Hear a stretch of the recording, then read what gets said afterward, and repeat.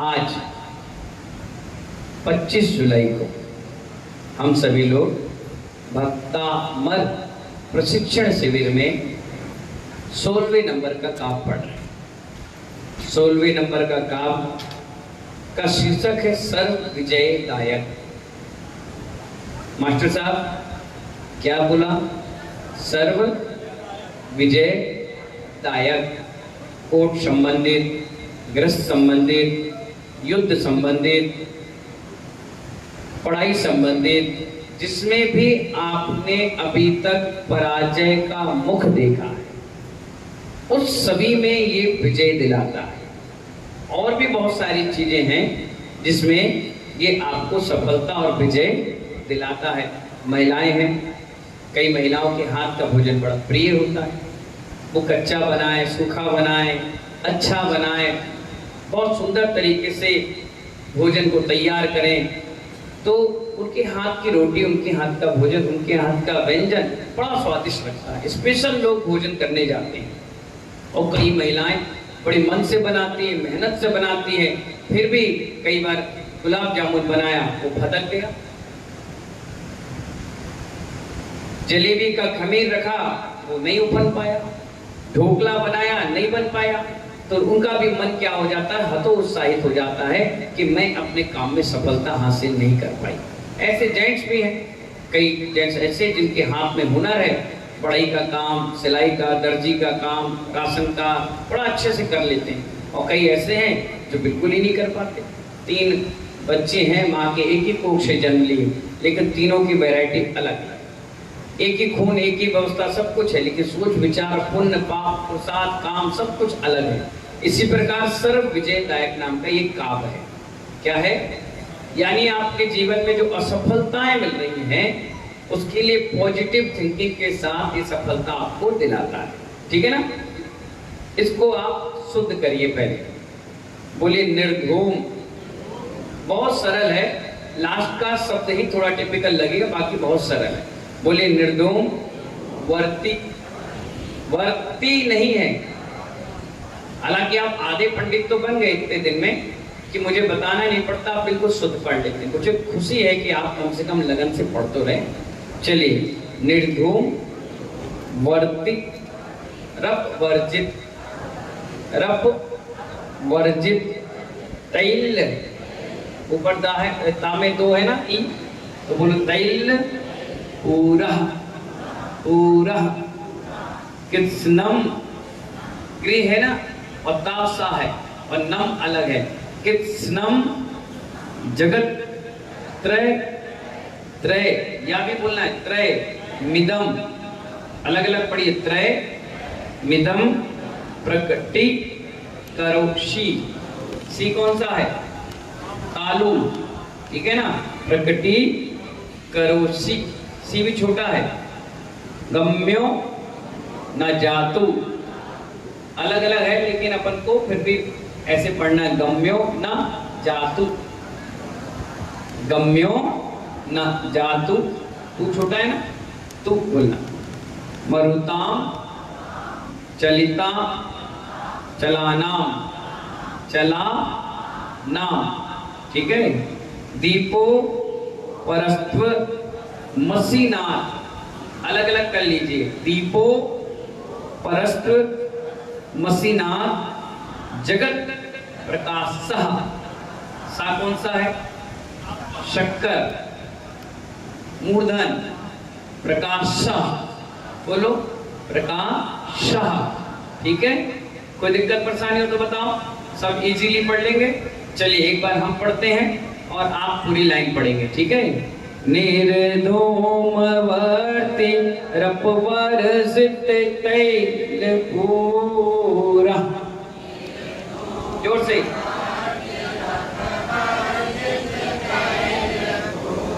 फिर से, निर्धूम वर्ति रप वर्जित तैल पूरा,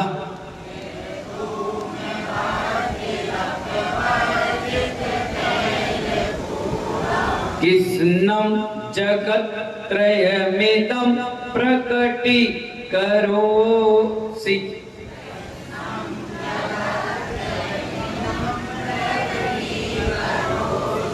कृष्णं जगत्त्रयमिदं प्रकटीकरोसि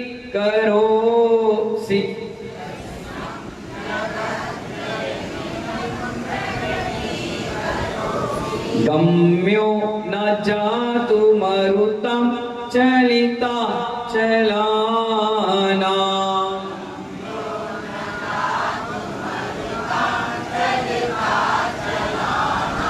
गम्यो न जातु मरुतं चलिता चलाना।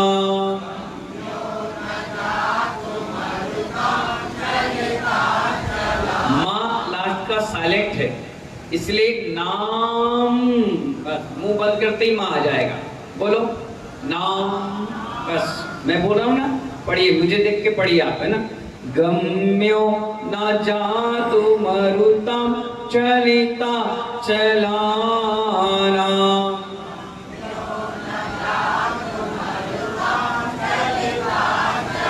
अगर आपने नाम बोल दिया तो अक्षर गलत हो गया, एक मात्रा भी गड़बड़ हुई तो पूरा सिस्टम गड़बड़। ठीक है, अगला पढ़िए, चौथा नंबर। दीपो परस्पमसिनाथ जगत प्रकाश।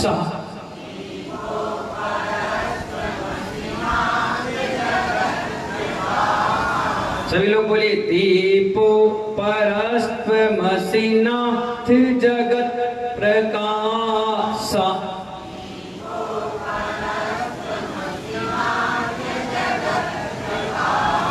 चलिए अब जेंट्स पढ़िए पूरा। निर्धूम, जोर से पढ़िए, हाथ जोड़कर। कृष्णं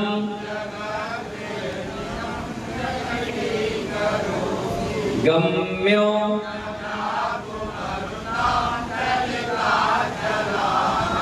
दीपो, सारी महिलाएं, निर्धूम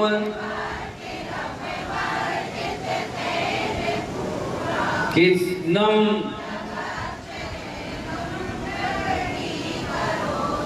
गम्यो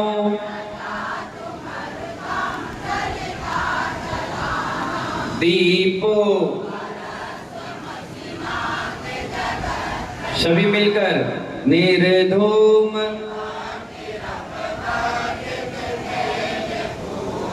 कृष्णं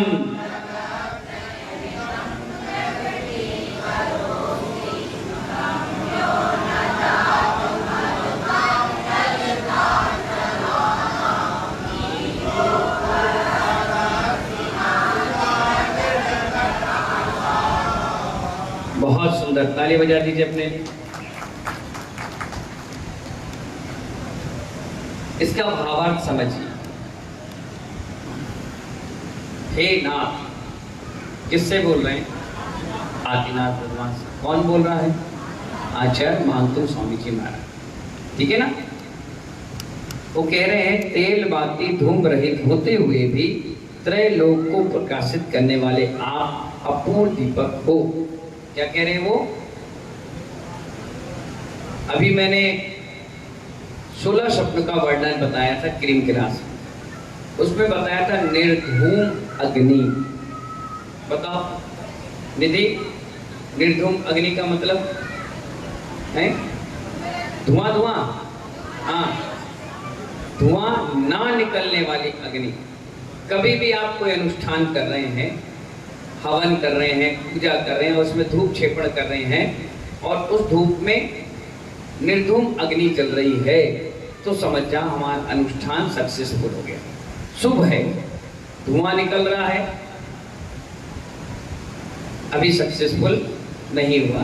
इसीलिए जब भी एक बार रम रम रम रम रम रम रम रम रम रम रम रम करके उसमें अग्नि प्रज्वलित कर देते हैं, उसके बाद कभी भी कुट को छेड़ा नहीं जाता। महिलाएं क्या करती हैं? उंगली करके देखेंगे, कोई चमत्कार तो पैदा नहीं हुआ। राख उठा उठा के लगाना चालू कर देती, कभी नहीं छूना चाहिए, ठंडी हो जाए उसके बाद करना चाहिए। निर्धूम अग्नि होना चाहिए, शुभ सूचना देती है। क्या देती है वो? शुभ सूचना। इसलिए निर्धूम अग्नि, धुआं भी नहीं। और भगवान की जो 3 लोक में केवल ज्ञान रूपी प्रकाश है, उसमें ना बाती है, ना धुआं है और ना अग्नि है। तो वही आचार्य भगवान आदिनाथ भगवान से बातचीत करते हुए बता रहे हैं, वो कह रहे ना बाती है, ना अग्नि है, ना धूप है, धुआं है, कुछ भी नहीं है, फिर भी आप 3 लोक को प्रकाशित कर रहे हैं। फिर भी क्या कर रहे हैं? जैसे किसी व्यक्ति के हाथ नहीं है, पैर नहीं है, आंख नहीं है, फिर भी उसके अंदर ऐसी एक्टिविटी रहती है कि आप उसको कहते वाह क्या कलाकारी है। तुम्हारे पैर नहीं है, फिर भी तुम क्या कर रहे हो? जीवन निर्वाह कर रहे हो। तुम्हारे पास हाथ नहीं है। अभी एक व्यक्ति बता रहा था, एक माँ थी, उसके हाथ ही नहीं, और बच्चे को उसने जन्म दिया। क्या दिया? बच्चे को दिया जन्म। विदेश की थी, बच्चे को जन्म दिया तो मालूम है छोटा सा बच्चा, और कोई सास नहीं, कोई नंद नहीं, कोई भौजाई नहीं, पति पत्नी दोनों रहते थे। पति अच्छा था, पर उसने दया करके उस पत्नी से, उस लेडीज से शादी कर ली। अब उसके हाथ ही नहीं थे, अब हाथ थे ही नहीं, बचपन से ही नहीं थे, तो उसने पैर से डायपर पहनाती है, पैर से काजल लगाती है, पैर से उसका पूरा श्रृंगार करती है, पेंट शर्ट कपड़े लत्ते पहनाती है और झूले में रखती है, उतारती है, दूध पिला लेती है, वापस कर लेती है। अपन उसको देखकर क्या सोचते, वाह इसके पास हाथ नहीं है, फिर भी बच्चे को संभाल रही। रविंद्र जैन संगीतकार हुए, पद्मश्री, पद्म विभूषण से उनका सम्मान हुआ, 60-70 हजार भजन गा लिए, आज तक आंखों से नहीं दिखता। किससे? आंखों से नहीं दिखता। देखिए काबिल तारीफ, तुम भक्तांबर देखकर शुद्ध नहीं पढ़ते, और वो बिना देखे पढ़ चुका। रामायण गा ली, महाभारत में संगीत दे दिया, बड़ी बड़ी पिक्चरों में संगीत दे दिया, और आंखों से दिखता नहीं। ये भी एक गॉड गिफ्ट है। इसी प्रकार भगवान के शरीर से निकलने वाला आभा मंडल, ना वहां दीप की जरूरत पड़ी, ना बाती की जरूरत पड़ी, ना धुएं की जरूरत पड़ी। ये सब चीजों से रहित होकर के उनका शरीर इतना तेज दे रहा है कि 3 लोक में प्रकाश कर रहा है। तो इसीलिए आचार्य कह रहे हैं कि प्रलय काल की हवाएं भी ऐसे ज्ञान रूपी दीपक को बुझाने वाली नहीं है। इसीलिए हम उन तीर्थंकर को नमस्कार कर रहे हैं, ठीक है ना, उनकी स्तुति करें, उनकी भक्ति करें। पूरा भक्तामर भक्तिमय है। क्या है? और भक्ति भी ऐसी भक्ति नहीं कौवे की तरह, बगुले की तरह या मेढक की तरह, ऐसी भक्ति नहीं है।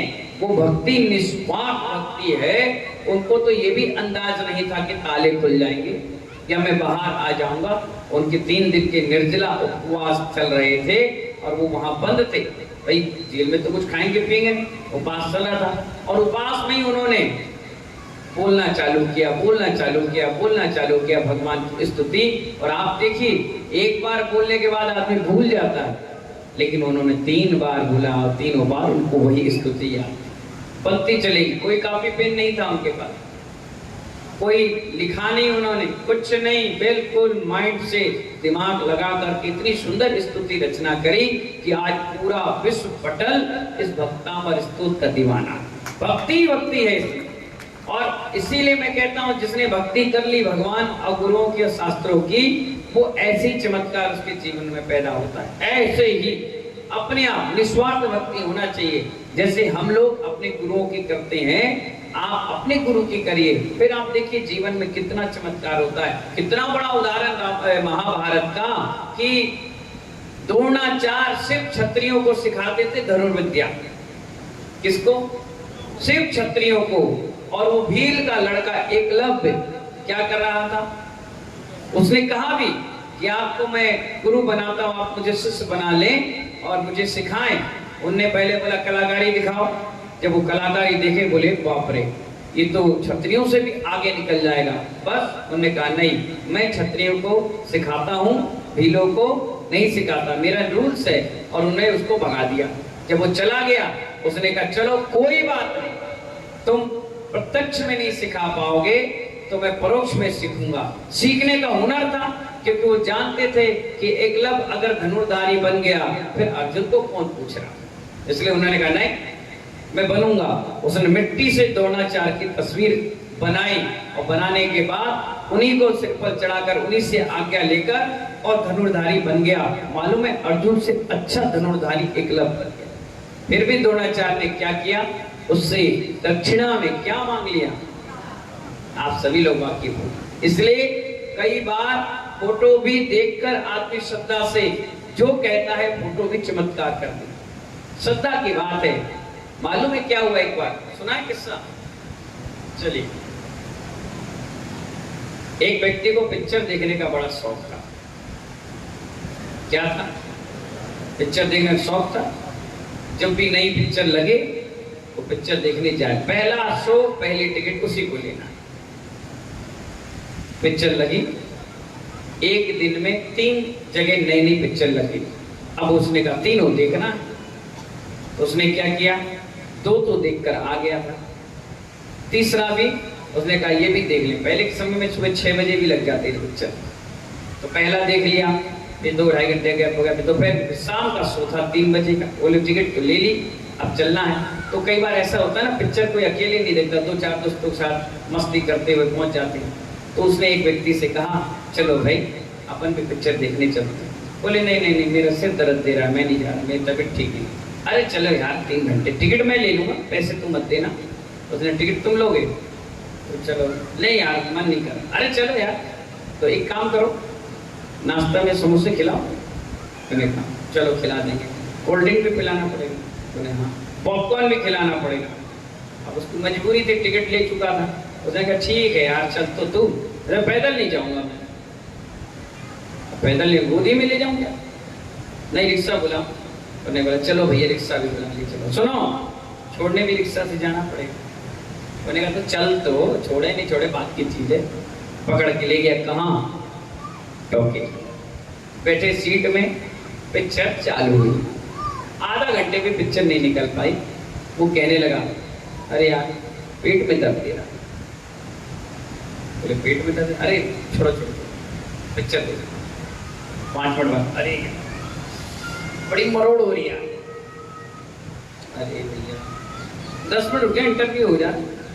जैसे इंटरव्यू हुआ, उसने बोले एक काम करो, ये पी लो तुम, कोका कोला, हाँ ये समोसे खा लो, पॉपकॉर्न खा लो। उन्होंने कहा 2-2.5 घंटे तो जैसे भी निपटे, अब मजबूरी मिले आए तो क्या करें। चलो खा लिया पी लिया सब। 5 मिनट बाद फिर बोले अरे यार बहुत ही दर्द दे रहा। अरे बड़ा परेशान, पूरी पिक्चर की सत्यानाश हो गई, अब करें क्या। हकीकत घटना है, सुनना। अब वो चुपचाप रहा, नहीं सुन रहा था, पिक्चर ही देख रहा। अरे भैया पीछे, अरे रुको यार अभी सोचने दो, तो घर जाना है क्या? बोले हाँ रुक जाओ। 5 मिनट रुकने के बाद बोला मेरे पर्स में एक दवाई रखी है, बीच में मेरे भी पेट में दर्द है, मैंने आधी दवाई खाई और तुरंत असर हो गया। एक काम करते हैं तुम्हें दे देते हैं, हो सकता है तुम्हारे उससे ठीक है। ला यार दे तो सही में पेट दर्द दे रहा था। उसने ला दो, उसने लिया और दिया हाथ में।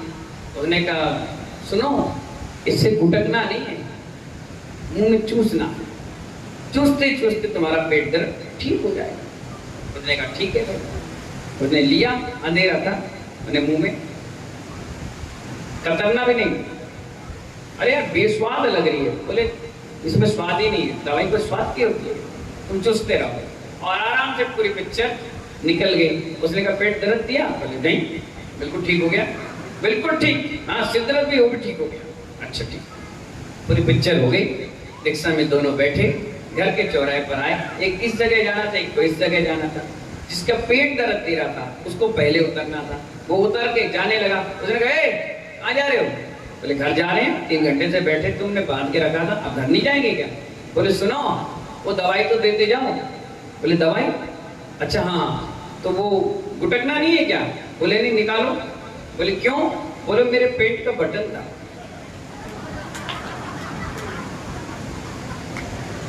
क्या था वो? पहले के समय में चेन नहीं होती थी ना, हुक नहीं हुए करते थे, क्या लगते थे? बटन। उसने बटन तोड़ के दे दिया था और उसने मुंह में रख लिया। बात भक्ति की है, साइकोलॉजी की है। आदमी को कहाँ बेवकूफ बनाया जाता है, कहाँ साइकोलॉजी खींची जाती है, कहाँ उसको। अभी अब तुमसे बैठ जाऊं और बोलूं सुनो आंख बंद करके जाप देना, पर जाप में गुलाब जामुन नहीं दिखना चाहिए। अब आप देख लीजिए, पूरी जाप में एक माला के मोती में भी तुम्हारा मन नहीं लगेगा, बार बार क्या दिखेगा? व्यक्ति भारत के लोगों को साइकोलॉजी से मार सकता है बस। इसके अलावा ताकत में भारत का कोई मुकाबला नहीं है। अंग्रेजों ने हमारी साइकोलॉजी को पकड़ लिया, मुगलों ने हमारी साइकोलॉजी को पकड़ लिया, और आने वाले समय में विदेशी नीतियों ने हमारे साइकोलॉजी को पकड़ लिया, और इसी साइकोलॉजी के कारण हम फेल हो गए। बाकी सब चीज में हम मजबूत हैं, हमारा मुकाबला कोई नहीं कर सकता। वो व्यक्ति जैसे मुंह से निकाला, बोला बटन दे दिया मुझे, तो बोले तेरा पेट दर्द तो ठीक हो गया। क्या कर लिया? सांप। उसकी साइकोलॉजी चेंज कर दी जाती है, उसके सामने बीन बजाई जाती है और वो इधर उधर सब देखना बंद कर देता है और खड़ा हो जाता है बिल्कुल, और आदमी छू लेता है, पकड़ लेता है, कुछ भी कर लेता है। इसी प्रकार आपको भटकाया जाता है। आपको क्या किया जाता है? एक डॉक्टर मिले मुझे, मैंने डॉक्टर साहब से पूछा, मैंने डॉक्टर साहब एक बात बताइए, जब किसी व्यक्ति को ब्रेन हेमरेज हो जाता है, पैरालाइज अटैक हो जाता है, या कोई अंग कैंसर से खराब हो जाता है, तो आप लोग दवाइयां इतनी देने के बाद भी लास्ट में कहते हैं भैया भगवान ही मालिक, हम कुछ नहीं कर सकते। जब आपको मालूम है कि 6-8 महीने में व्यक्ति मर जाएगा, तो आप इतनी सारी महंगी दवाई उसको क्यों देते हैं? उसने एक बहुत अच्छी पॉइंट की बात बताई, वो जैन था इसलिए मैं बता रहा हूं। उसने कहा हमारा शरीर का कोई भी अंग एक बार डैमेज हो जाए तो दोबारा कभी रिकवर नहीं करता। ये पहली चीज उसने सत्य बता दी। अगर हम मरीज को ये बता देंगे तो पहले ही मर गए।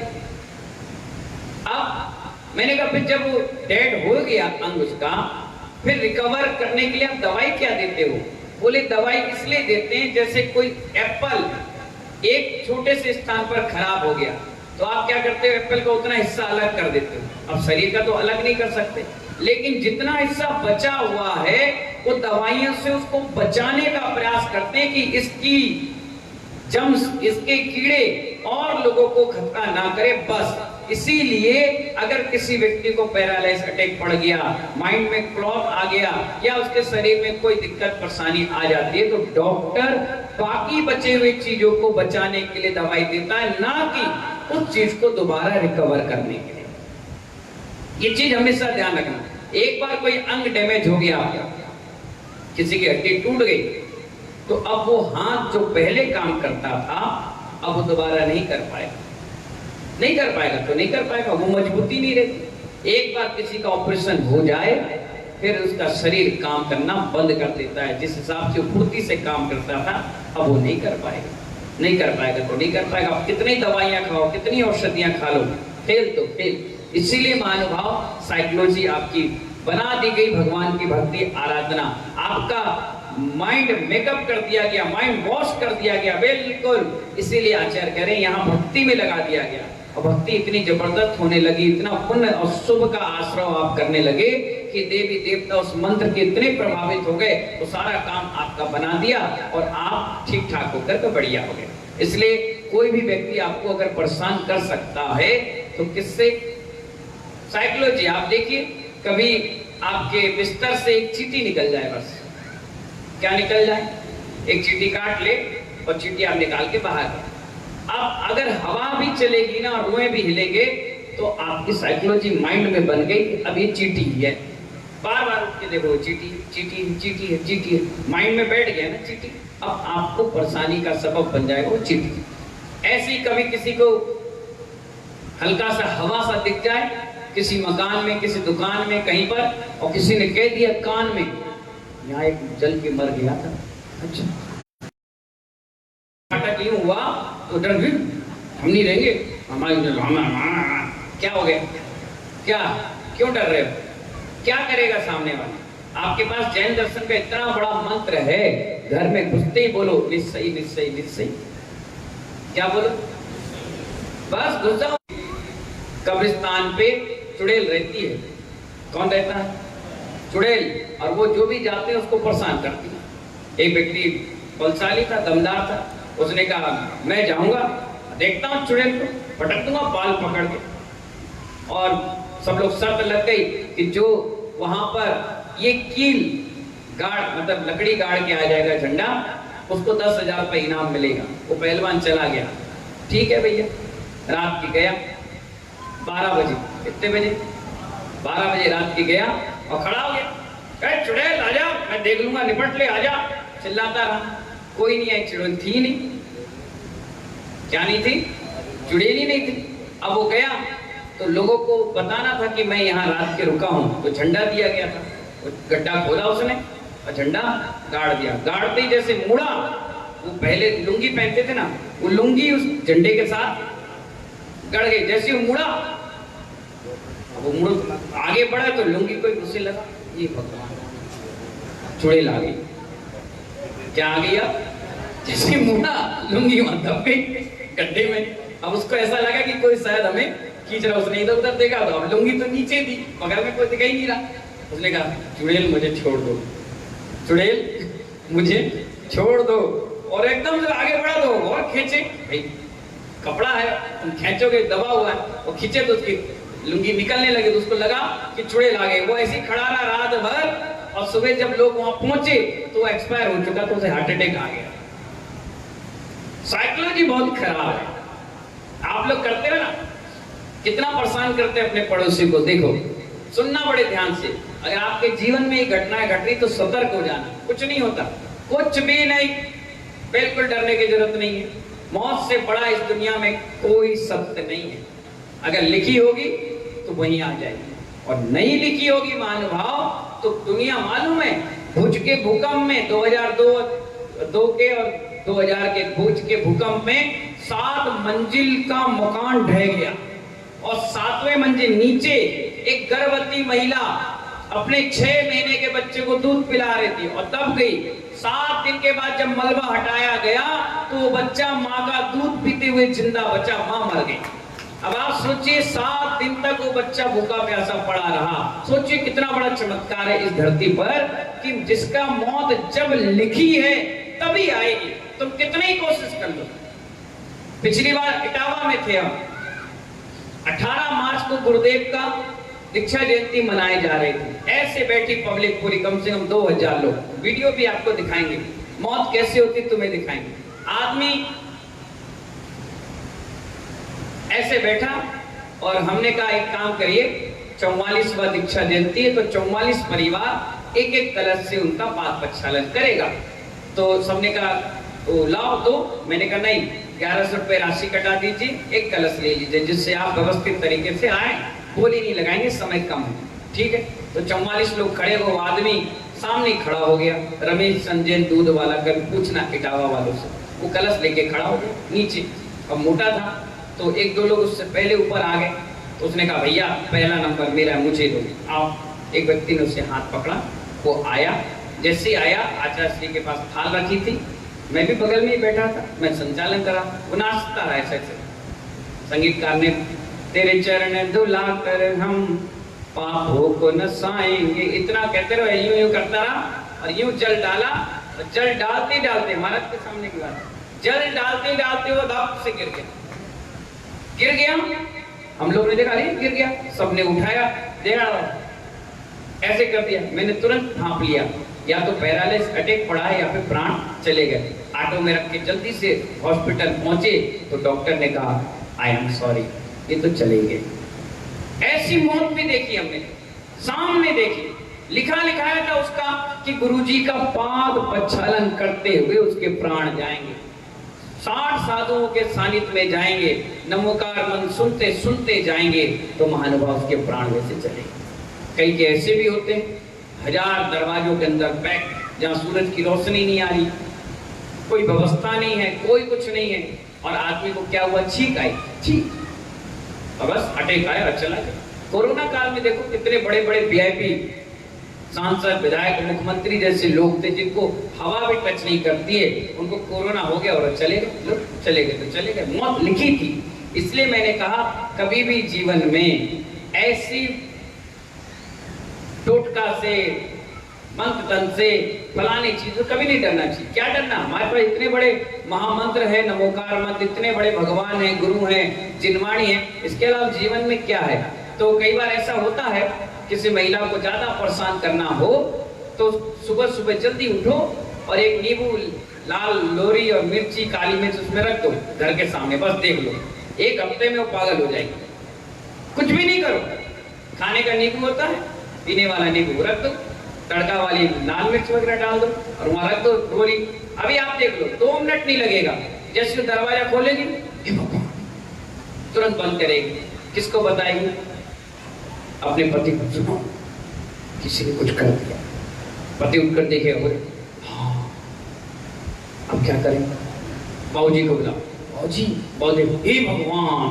अम्मा बोली हे रे मर गए। हाँ तभी हमें बुखार आया, हाँ तभी मेरा कांच टूटा था, तभी मेरी रोटी जल गई, बच्चा तभी स्कूल में डांट खा के आ रहा, जिद्दी हो गया। अब क्या करें? अब मेहतर को बुला रहे, अब भाई को बुला रहे। भाई कह रहे तुम्हारा उतारा चढ़ा, हम क्यों छुए? फिर डंडा से छुरे से करंट लगा, ये हमारे पास आ रहा है, कुछ नहीं होता। आज तो भी बकवास, उठाओ और सीधे पानी से बहा दो, टेंशन मत लो। आप जितना उसका प्रचार करेंगे, सुन लो बड़े ध्यान से, जितना आप प्रचार करेंगे वो उतना ज्यादा मजबूती से तुम्हारे माइंड पे अटैक करेगा। क्या क्या बोलो बोलो। अगर दिख गया किसी से मत कहो, उठाओ पानी और डाल, बह गया, चट्टी अपने काम पे निकल, ध्यान मत दो, सीधे मंदिर आओ, भगवान के दर्शन करो, गंधोदक लगाओ, हल्का सा गंधोदक लेकर जाओ, छिड़क दो, जो होगा सब भाग जाएगा। कोई परवाह मत करो। सुबह सुबह पीली सरसों है, मंगलाचक पढ़ के घर से निकल जाओ। अगर तुम्हारे भाग में कुछ गड़बड़ लिखा होगा तो नींबू मिर्च क्या करेगा, वो तो घर पे आके ही काम हो जाएगा, तुम्हें कहीं जाने की जरूरत। इसीलिए टूटना टोना कब हावी होते हैं मालूम है? जब सामने वाला कमजोर होता है। आप कमजोर मत रहो, आप मजबूत रहो, आपका कुछ नहीं बिगाड़ सकता। कुत्ता देखते हो, डॉग भौंकेगा तुम्हें देख के माँ माँ माँ करेगा, और तुम खड़े हो जाओ और तुम बोल चुपचाप भाग जाता है, तुरंत भागेगा, कुछ भाग जाएगा, चाहे कितना बड़ा कितना खतरनाक कुत्ता क्यों ना हो। इसीलिए इनसे डरो मत। क्या नहीं करो? बिल्कुल निडर रहो। सम्यक दृष्टि जीव निर्भीक होता है, वो डरता कभी किसी से नहीं। एक ही चीज है, अपने कर्मों से डरो बस। कर्म लिखे होंगे तो हो जाएगा, कर्म में अच्छा लिखा होगा तो जो ये सब कर रहे हैं वो सब अपने आप ठीक हो जाएगा। ठीक है ना? तो अपन इसके भावार्थ को समझ लीजिए, अर्घ्य पढ़ लीजिए, है ना? ओम ह्रीम हरम नमो 14 पुपीड़म रिद्धि सहित श्री आदिनाथ सुरेंद्राय अर्घम निर्वपामिति। आप इसका 87 नंबर का यंत्र देख लेना, 16वें नंबर का इसका मंत्र पढ़िए। ओम ह्रीम अरम नमो 14 उपीड़म झोम झोम नमः स्वाहा। ऐसे रिद्धिधारी मुनिराज जिन्हें 14 पूर्व का ज्ञान है उन्हें मेरा प्रणाम है। ठीक है? कल बताया था मैंने 10 पूर्व और 14 पूर्व के बारे में, क्रीम क्लास में इसके बारे में डिटेल समझा देंगे। ठीक है? इसका मंत्र पढ़िए सिद्धि मंत्र। ओम नमो मंगला सुसीमा नाम देवी सर्व समीहितार्थ वज श्रृंखला कुरु कुरु स्वाहा। इसकी विधि समझिए। स्नान द्वारा पवित्र होकर 9 दिन तक प्रतिदिन हरे रंग की माला से 1000 बार 16 का तथा मंत्र स्मरण करते हुए कुंदरू की धूप छेपड़ करना चाहिए। तो विधि होगी। गुण क्या है? यंत्र को पास में रखने से तथा 108 बार शुद्ध भावों से रिद्धि मंत्र स्मरण कर राज दरबार में पहुंचने से प्रतिपक्षी पराजित होता है। यानी ये मंत्र जो है वकीलों के लिए पावरफुल है। जो जो वकील हैं, जो जो वाद विवाद करते हैं या संसद या विधानसभा में नेता प्रतिपक्ष बनते हैं, उनके लिए बहुत अच्छा है। ये मंत्र पढ़ करके, इस मंत्र का स्मरण करके, इस मंत्र को बांध करके, इसकी विधि करके अगर वो व्यक्ति सामने वाले के पास जाता है, अपनी बात रखता है, तो नियम से उसकी जीत होती है। क्या होती है? इसीलिए इसका सर्व विजयदायक नाम का आपका नाम है। दूसरा, शत्रु का भय नहीं रहता। कई बार ऐसा होता है ना, शत्रु रहता है वो तुम पर हावी रहता है, कभी गुंडेगर्दी से, बाहुबली से, कभी कुछ से, लेकिन इस मंत्र को पढ़ने से वो डर भी तुम्हारा दूर हो जाता है। इसके साथ पुनः इसी मंत्र द्वारा जल मंत्रित कर, जल को क्या करना है? मंत्रित कर छींटने से हर प्रकार की अग्नि भी शांत हो जाती है। एक दाव वाला होती है, एक दो प्रकार की अग्नि होती है, एक दानावर और वैसे आएगा भी आगे, मैं आपको बताऊंगा। अग्नि कहीं लग गई, आग लग गई और इस काव्य को पढ़े, मंत्र को पढ़े, जल मंत्रित करे, थोड़े से मंत्र जल अगर अपन अग्नि में छिड़क भी देंगे तो अग्नि तुरंत क्या हो जाती है, शांत हो जाती है, काबू में आ जाती है, फैलती नहीं है और अपने अंडर में हो जाती है। ठीक है ना? तो इस प्रकार से पूरा काव्य है, इसको समझना, नहीं समझ में आया तो पूछ लेना। ठीक है? इन्हीं मंगल भावना के साथ जय बोले आदिनाथ भगवान की